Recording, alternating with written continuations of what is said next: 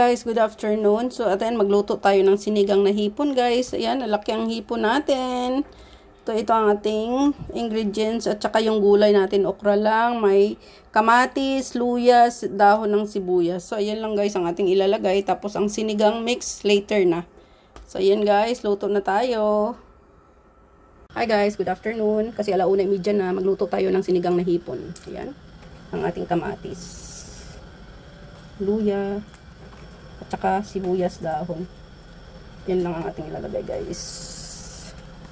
Yung sinigang mix mamaya ko na ilagay pag maluto ng ating hipon. Pakuluan lang muna natin to guys saglit at lagay na natin ang hipon natin. Ayan, kumulo na. So ilagay na natin ang ating hipon. Ayan. Tapos isabay na rin naman natin yung okra guys kasi mabilis lang maluto ang ating hipon guys. Ayan, ito guys ang bili ko lang ng hipon ay $25. Sobrang mura siya. Ayan ang ating okra. Yan lang ating gulay guys kasi ako lang naman ang kakain mag-isa. So sa akin ay okay na yan siya.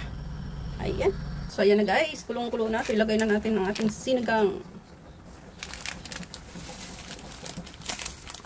Natira ko lang naman itong sinigang. So tama na yan siya guys. Binuhos ko na lahat. Ayan. Ang lalaking hipon natin guys. Oh. Ayan. Okay.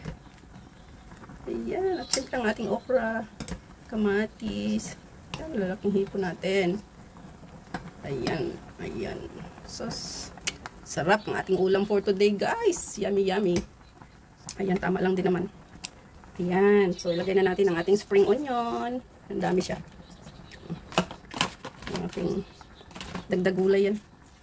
Ayan. Ayan na ang ating gulay for today. Sinigang na hipon. Ayan, ang lalaking hipon guys. Grabe oh. Charap-charap. Ang sarap-sarap ng ating ulam. Ang ating hipon. Ayan, lalaki. So, sarap. Ayan. Ang ating okra. Ayan, ang ating ulam for today. Ayan. Thank you so much for watching guys.